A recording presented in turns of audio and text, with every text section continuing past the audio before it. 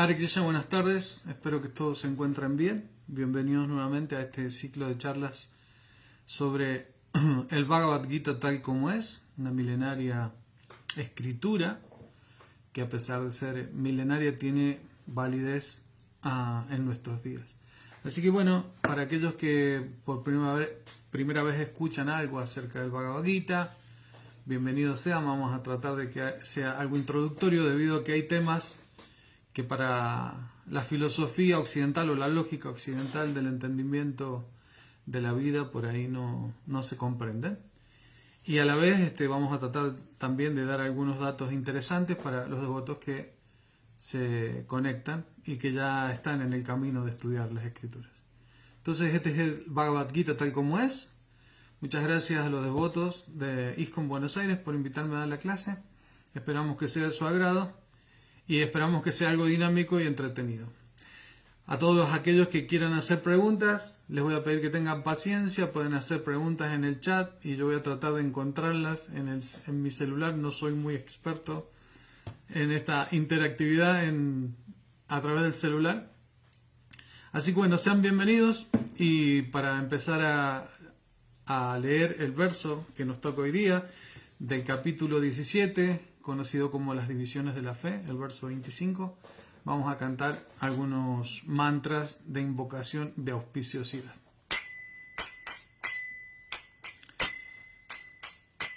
Nama Om Vishnu Padaya Krishna Preshtaya Bhutale Srimate Bhaktivedanta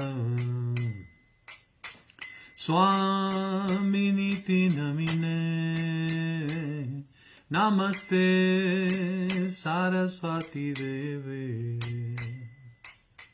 Gauravani Pracharine Nirvishesha Shunyavadi Pasyatya Deshatarine Jaya Shri Krishna Chaitanya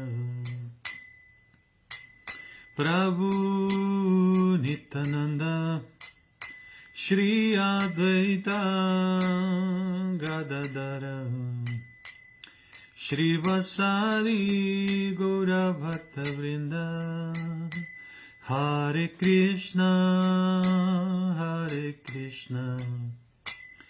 Krishna Krishna Hare Hare Hare Rama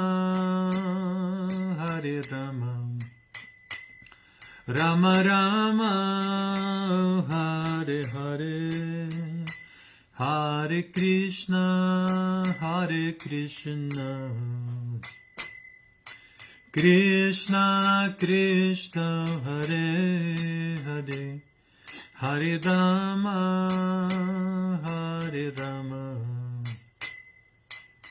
Rama Rama Hare Hare Hare Krishna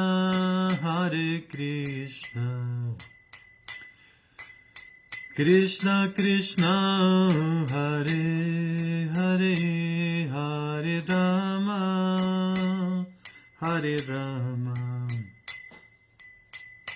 Rama Rama Hare Hare Hari Bol Hari Bol Janita Gora Hari Bol Jaya Jaya Gurudev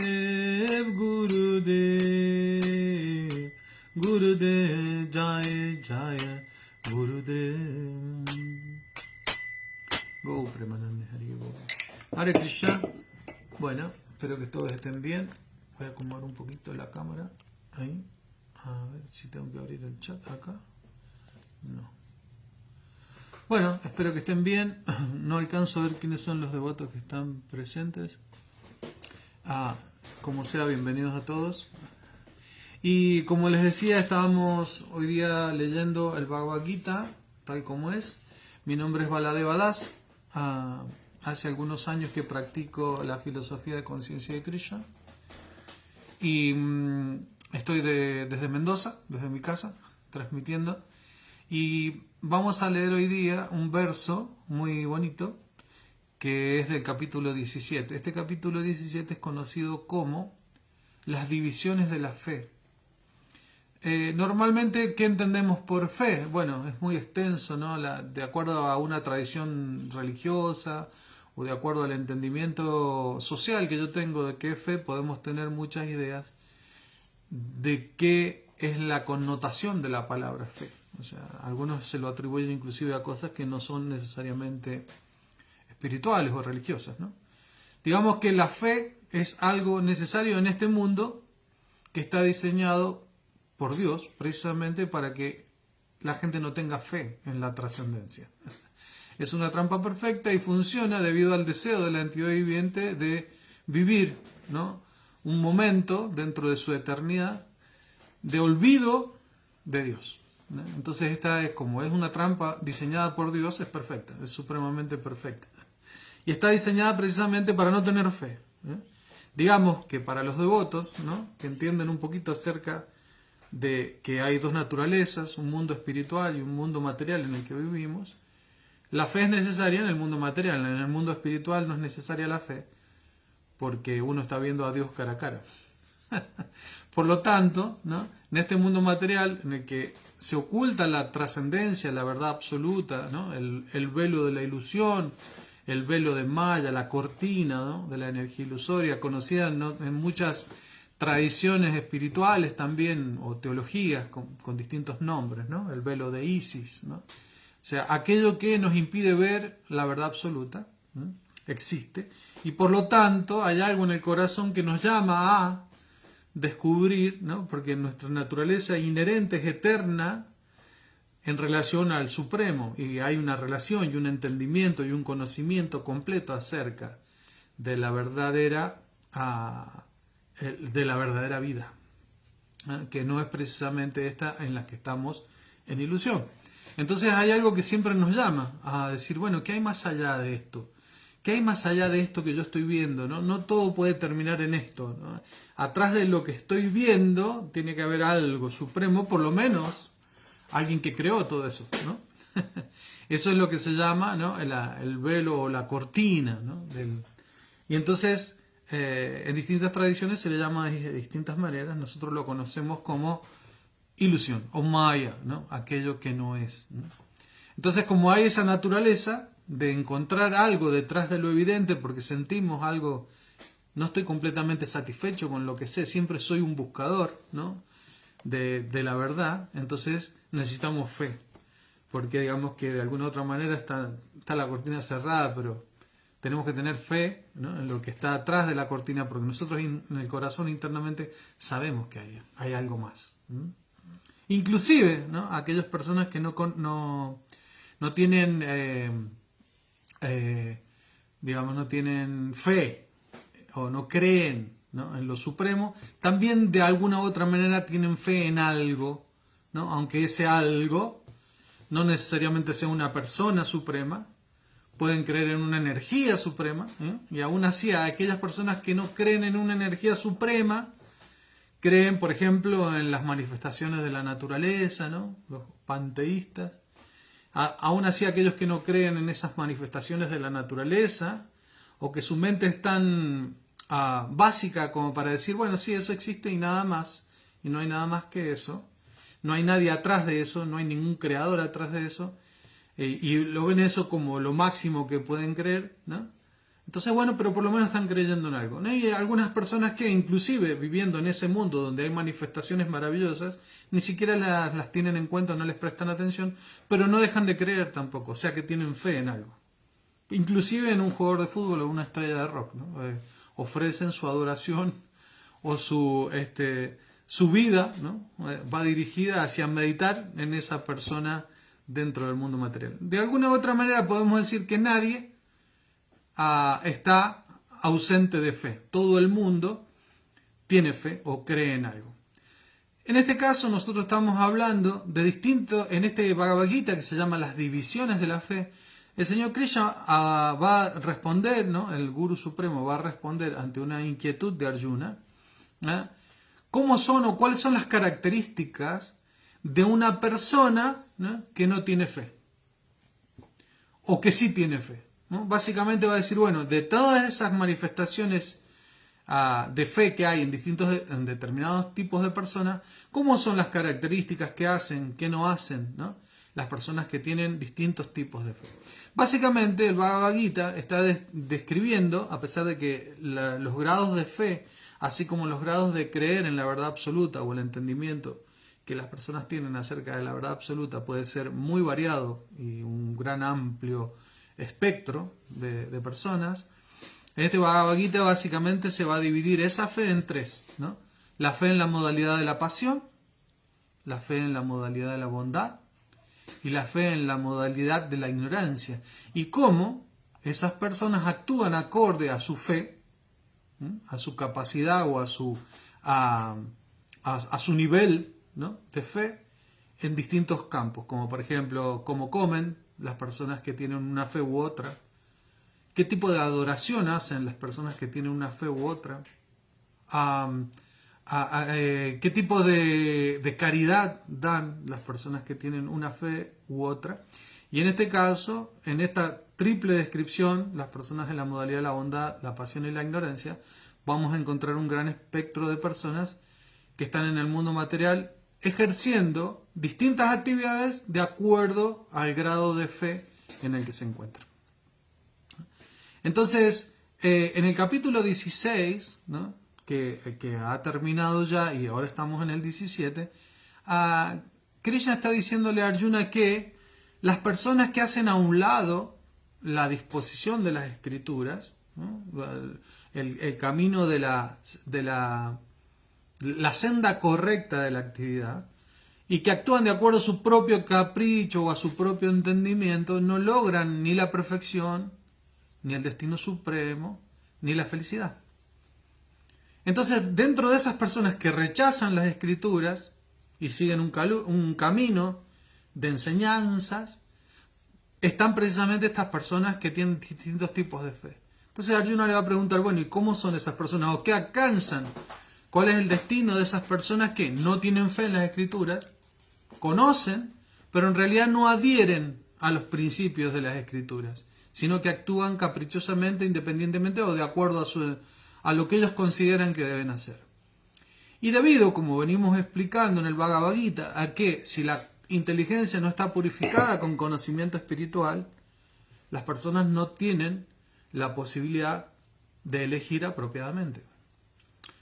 Cuando una persona quiere elegir algo correcto para uno, tiene que tener un amplio espectro de conocimiento con lo cual poder elegir, ¿no? La inteligencia se alimenta con conocimiento. Pero si no tienes conocimiento suficiente, ¿cómo puedes elegir? A veces nos llamamos personas libres porque decimos, yo soy libre porque hago lo que quiero, ¿no? Pero en realidad, ¿estás seguro que haces lo que quieres o haces lo que tu mente quiere que hagas? ¿O haces lo que tus sentidos quieres que hagan? Por ejemplo, si vas pasando frente a una casa de comidas y hueles la comida, ¿no?, automáticamente se desarrolla en vos el deseo de comer eso que está oliendo. Entonces vas atrás de ese impulso, ¿no? O sea que tu nariz, ¿no?, y el olfato, ¿no?, te llevaron, así como a los bueyes que tienen un aro acá y se los tiran, ¿no?, te llevaron hacia ese lugar y uno, ¿no?, fue subyugado por el impulso del sentido. De la misma manera, cuando vemos algo que nos atrae, que nos vamos a querer disfrutar de eso. Cuando sentimos, como decíamos, un aroma, o cuando escuchamos alguna melodía bella y vamos a ese lugar, de alguna u otra manera somos mentes con patas, o digamos, los sentidos nos arrastran, y no es que nosotros, ¿no?, decidimos inteligentemente si optamos por eso o no. ¿Ok? Entonces, de esa manera decimos que no hay verdadera libertad cuando uno no tiene pleno conocimiento de todo lo que existe como para poder decidir entre qué cosa elegir y qué cosa no. Por lo tanto, a pesar de que nos consideramos personas libres, no lo somos, excepto si tenemos conocimiento completo. Y debido a que en este caso, ¿no?, Arjuna le está preguntando a Krishna acerca de cuáles son las actividades de esas personas que hacen a un lado la disposición de las escrituras. Porque bien, Se entiende, en el capítulo anterior, que una persona, debido a que no tiene un conocimiento completo, debe tener fe en las Escrituras y seguir los pasos de las grandes personalidades santas del pasado, de manera de lograr o hacer que su vida se vuelva un éxito. Porque debido a que yo no sé qué es lo mejor para mí, voy a aceptar aquello que las personas santas me digan que es lo mejor para mí. De la misma manera, esa es la posición del gurú o del maestro. De la misma manera que cuando yo deposito la fe en mi maestro de la escuela, ¿no? Uno dice, bueno, ok, yo tengo fe en que mi maestra me va a enseñar a leer y a escribir, y a sumar y a restar. Entonces tengo fe y me rindo a sus enseñanzas. De la misma manera, en la vida espiritual o en la vida misma, en la vida humana, uno tiene que tener un guía espiritual de manera de que lo ayude a uno a saber por qué camino transitar para aprender el arte de la vida. Y como esta vida, el primer aforismo védico o la primera frase importante de las escrituras védicas dice Atato Brahma Jigyasa, ahora que estás en esta forma humana de vida, es tiempo de inquirir o de preguntar acerca de la verdad absoluta. Esta forma humana de vida está hecha para eso.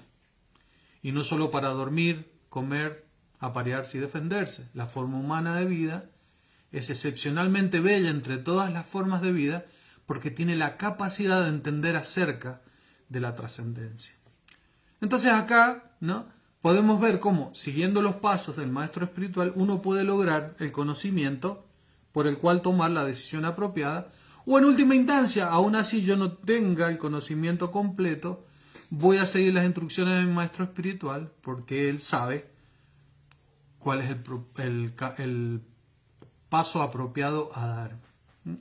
Entonces, en este caso, en este contexto, estamos viendo que Krishna le está explicando a Arjuna, Krishna el guru, Arjuna el discípulo, cuáles son, ¿no?, las cualidades y las características de aquellas personas que no adhieren a seguir la instrucción de las Escrituras, pero que aún así tienen algún tipo de fe en el corazón. Y esa fe normalmente es de 3 tipos.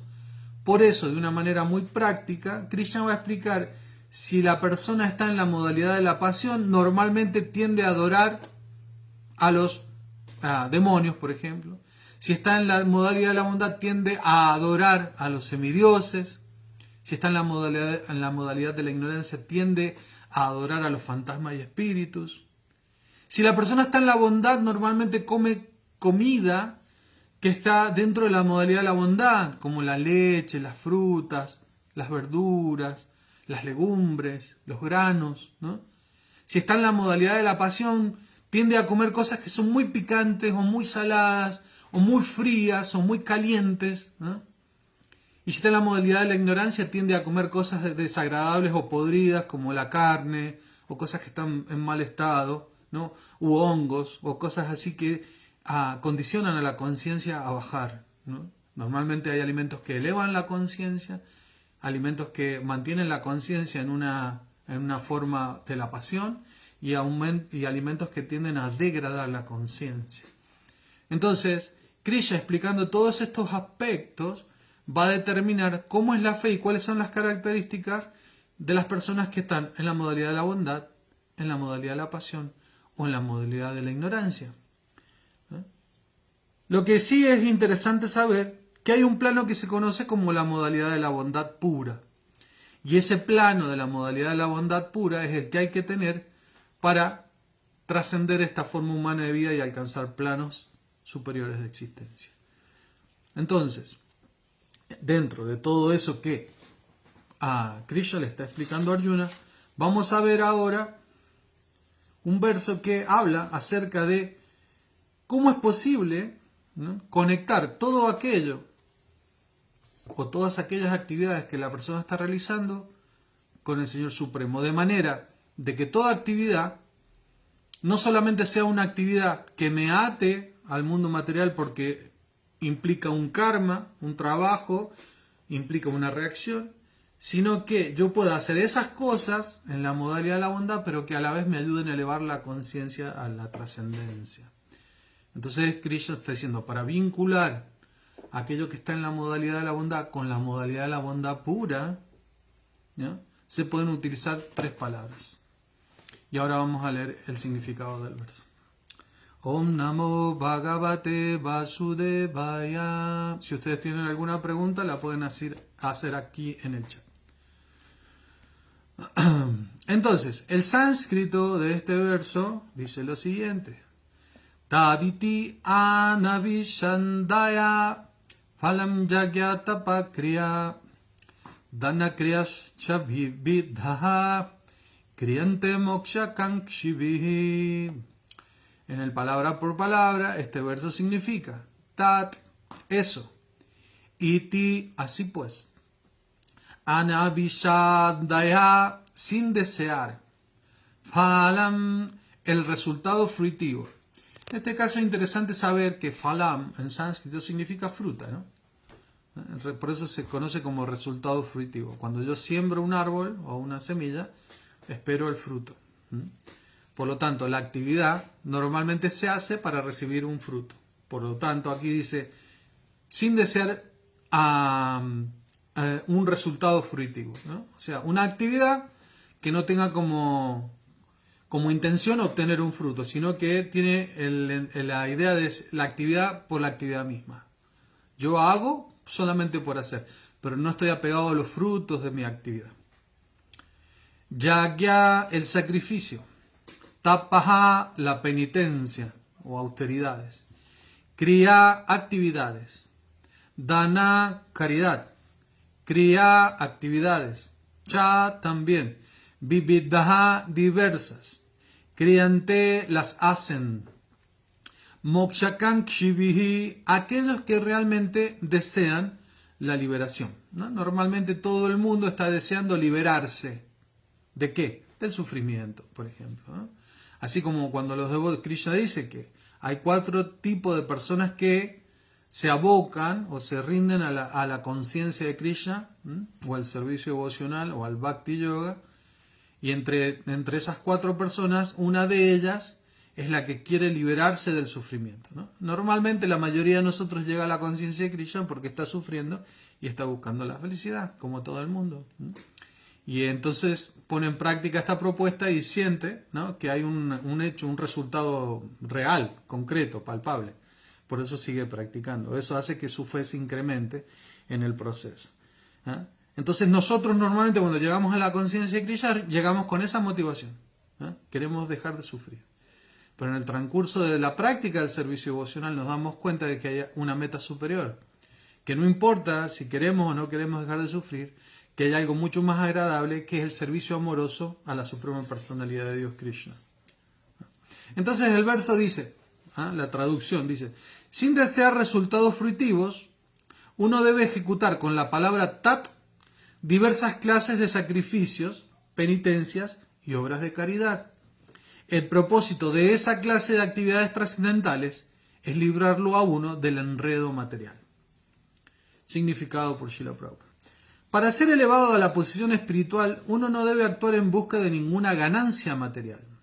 Para ser elevado a la posición espiritual, uno no debe actuar en busca de una ganancia material. Los actos se deben ejecutar en aras de la ganancia máxima, que es la de ser trasladado al reino espiritual, de vuelta al hogar, de vuelta a casa, de vuelta a Dios. Bueno.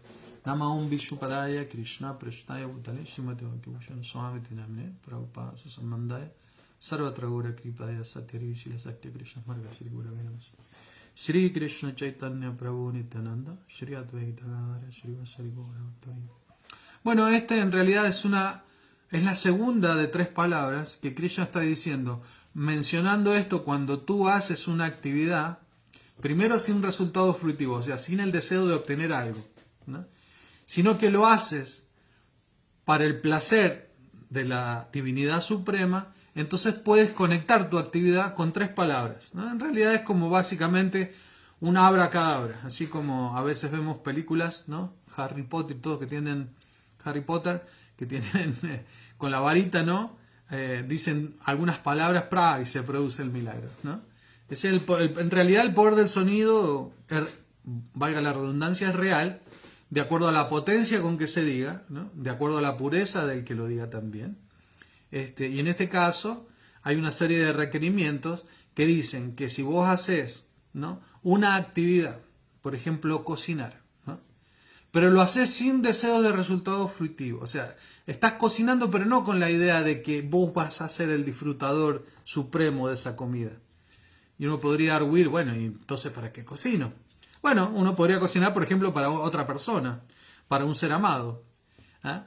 En este caso estamos haciendo eso, decimos, bueno, vamos a cocinar, pero sin la idea de que voy a disfrutar de eso, sino que esta preparación que estoy haciendo en la cocina la voy a ofrecer, ¿no?, a aquella persona que es más querida para mí. Y en este caso, en el caso de los devotos, ¿quién es esa persona? Es la suprema personalidad de Dios, Krishna. Entonces dice, bueno, voy a cocinar para Dios, para el placer de Dios, no para mi propio placer. Entonces esa ya es una condición. Y cuando uno termina, ¿no?, de cocinar, ¿no?, sin haber probado primero, para disfrutar primero, sino dejar, ¿no?, que Dios pruebe primero, uno ofrece con sonido, con palabras mágicas, ¿no?, esa comida a la trascendencia, a Dios. Y después sí la puede comer, ¿no?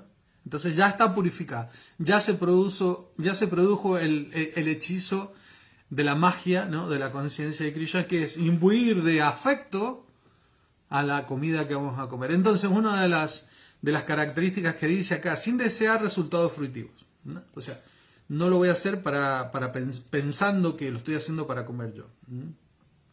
Entonces se dice, uno debe ejecutar esa clase de ofrenda, de sacrificio, ¿no?, con las palabras tat. En este caso, en este verso menciona la palabra tat, que es la segunda. Las tres palabras son om, tat, sat. Om, como saben casi la mayoría de las personas, se refiere a la divinidad, al aspecto supremo de la divinidad. Muchas veces en la conciencia de Krishna decimos, bueno, ¿y por qué nosotros a Krishna, ¿no?, en vez de referirnos a Krishna como Krishna, no nos referimos como Om? ¿No? Y eso es muy, muy bueno conocer el punto, porque en realidad Om es una palabra, un bija, ¿no?, que está compuesto de tres letras. La letra A, la letra U y la letra M. En realidad la palabra Om básicamente se escribe Aum, Aum, y se pronuncia Aum. Estas tres palabras, A, U y M, representan, A representa a Krishna, la U representa la energía espiritual, la energía de placer de Krishna, que está personificada en Srimati Radharani, y la M tiene que ver con toda la creación. Por lo tanto, cuando nosotros decimos Om, estamos dirigiéndonos a la totalidad completa. Pero cuando nosotros, por ejemplo, decimos Hare Krishna, estamos refiriéndonos a alguna de esas tres personas que están dentro de la totalidad completa. A Krishna, al devoto de Krishna o a la energía espiritual, ¿no?, a la Dini Shakti, la energía interna de Krishna, representada en la forma de Srimati Radharani. Y estamos pidiéndole, en realidad, cuando nosotros cantamos Hare Krishna, Krishna Krishna, Hare Hare, Hare Rama, Rama Rama, Hare Hare, nos estamos dirigiendo a esas tres personalidades, la A, la U y la M, pero nos estamos inmiscuendo también, o metiéndonos en los asuntos de relación que hay entre esas tres grandes personalidades. Por lo tanto, cuando decimos Om, decimos como lo completo. Pero cuando decimos Hare Krishna nos referimos a cada persona en particular que tiene una potencia especial y particular. Por lo tanto, el Om es algo completo, mientras que el Hare Krishna es algo que se dirige adentro del Om y visualiza el mundo espiritual. Por lo tanto, cuando nosotros terminamos de cocinar, hacemos con estas palabras Om Tat Sat la ofrenda, ¿no?, para que toda la actividad que hicimos se conecte con la trascendencia o la verdad absoluta. De esa manera nosotros libramos a esa actividad de las posibles reacciones que tienen en términos materiales.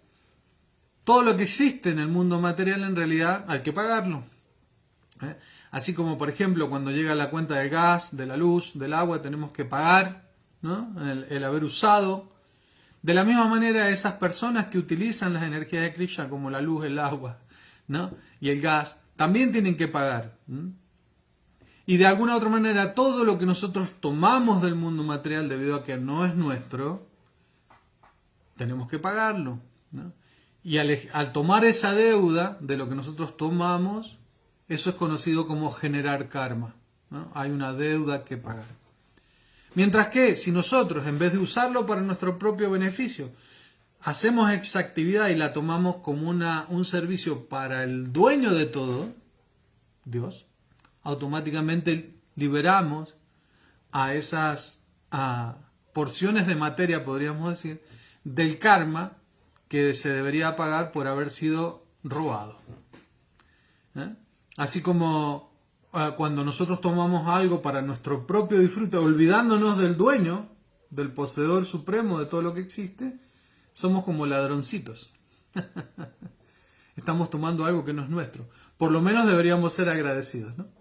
Pero en el caso de la conciencia de Krishna dice no. Cuando tú tomas algo que es de Dios, solamente tienes que usarlo para su placer, para su beneficio.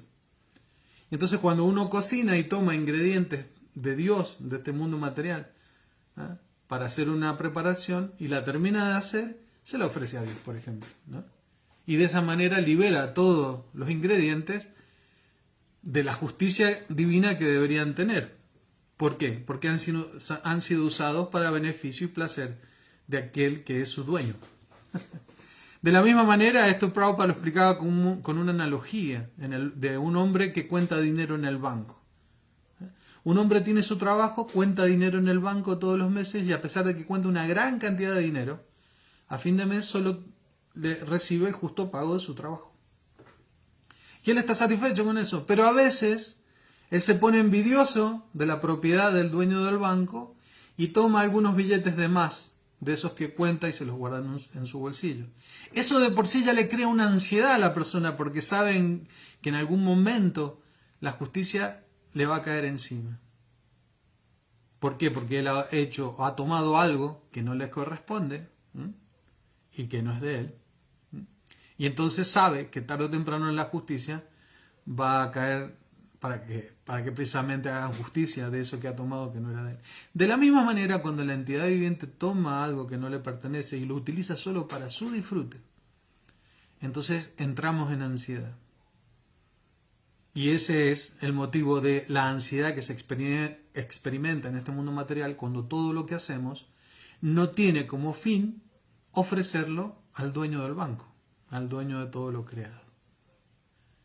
De la misma manera que si el trabajador del banco cuenta el dinero y hace su trabajo a la perfección, a fin de mes, ¿no? Como una ofrenda para el dueño del banco, a fin de mes él va a cobrar su sueldo y va a cobrar lo que le corresponde. Y está todo bien. Sin embargo, si nosotros no hacemos eso, tarde o temprano sabemos que las reacciones de las actividades o el karma van a llegar a nuestra vida. Entonces, bueno, hay muchos tipos de actividades que se mencionan en este capítulo 17, como la caridad, por ejemplo, en este verso dice como la caridad, ¿no? Las penitencias, los sacrificios. Cuando tú hagas todo eso, pero lo hagas no con el deseo de disfrutar independientemente de Dios, sino como una ofrenda amorosa a Dios, entonces automáticamente no solamente vas a volverte feliz, sino que te vas a librar de la ansiedad y vas a alcanzar la paz. Así como cuando uno cocina algo para el ser amado, ¿no? Cuando uno normalmente conoce a una chica la primera vez o un chico y sabe que tal día ese chico va a venir a visitarlo a uno o visitarla, ¿no? Entonces uno cocina, ¿no? La chica cocina para este chico que va a venir a visitarla tal día el jueves. Sabe que le gusta tal cosa, entonces lo hace, ¿no? Para él. Y de esa manera utiliza cosas como una ofrenda de amor. De la misma manera Krishna está esperando que nosotros tomemos todo lo que Él nos ha dado y que en vez de utilizarlo como una forma de volvernos cada vez más presos y dependientes de los sentidos y de la falsa concepción de la vida, ¿no? Lo utilicemos para elevar la conciencia cuando lo utilizamos como una forma de ofrecer nuestro amor a Él. Esa, digamos, es la magia o la magia o el secreto de la conciencia de Krishna. Todo el mundo toda la gente en este mundo está ansiosa, ¿no? Hay mucha insatisfacción en el corazón de la gente. Mucha gente hace muchas cosas, pero no se siente satisfecha, no se siente feliz. Por eso normalmente están buscando. Pero en realidad la conciencia de Krishna estamos enseñando a que la gente encuentre lo que está buscando. La conexión con la fuente de la felicidad. Así como este asunto de ofrecer, ¿no?, todo lo que tenemos a Dios, nos conecta con Dios, que es la fuente de la felicidad. Por lo tanto, nos hace sentir felices. Y no solamente eso, sino que si nosotros le ofrecemos los alimentos al Señor, no va a haber tal asunto como que Él no nos va a convidar. El Señor es supremamente misericordioso y va a decir, ¿no?, acá está, ¿no?, podés compartir conmigo esta comida.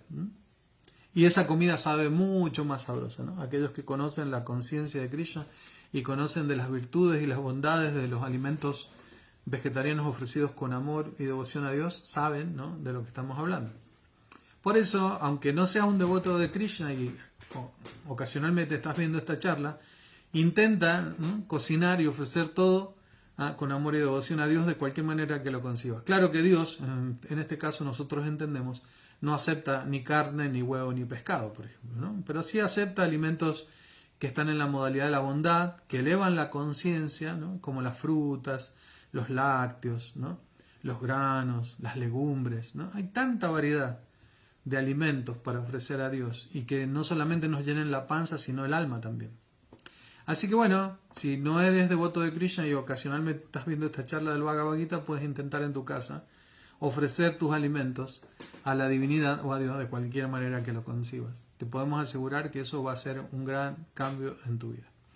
Así que bueno, este texto no da para mucho más, es una explicación muy simple de cómo el poder de las palabras se puede utilizar para conectar todo lo que hacemos con la trascendencia, ¿no? Así es que los devotos también utilizan, ¿no?, el sonido para conectarse con Dios, debido a que en realidad en este mundo material el sonido y el objeto que el sonido representa son distintos, ¿no? Es un mundo de relatividad. Una cosa es el objeto, otra cosa es el sonido que representa el objeto. Están separados. Mientras que en el mundo absoluto, tanto el sonido como el objeto son la misma cosa. No hay relatividad, porque es absoluto. Entonces cuando uno nombra algo, por ejemplo, el nombre de Dios Krishna, automáticamente Krishna se manifiesta en mi lengua, ¿no? No hay diferencia entre el sonido y la persona en el plano absoluto.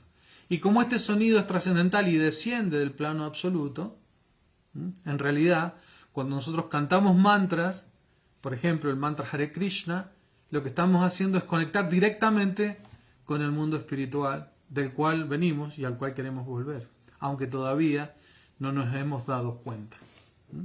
En este mundo material toda la gente está buscando la felicidad, ¿no? Toda la gente está buscando no envejecer, la gente está buscando no morir, ¿no? Porque como estamos falsamente identificados con este cuerpo que se envejece y muere y sufre, eso es ajeno a nuestra verdadera naturaleza, no podemos aceptarlo. Pero debido a la ilusión estamos falsamente identificados con este cuerpo material. Por lo tanto, cuando la muerte viene, la vejez viene, las enfermedades vienen, sufrimos. Porque como no son naturales para nosotros, que somos el alma que habita dentro del cuerpo, entonces lo rechazamos. Pero en realidad eso es una indicación de que este mundo donde se experimenta eso no es un mundo para nosotros. Y también es una indicación de que este cuerpo que está sometido a la vejez, el envejecimiento y la muerte, no soy yo. Porque en realidad yo no muero, yo no envejezco.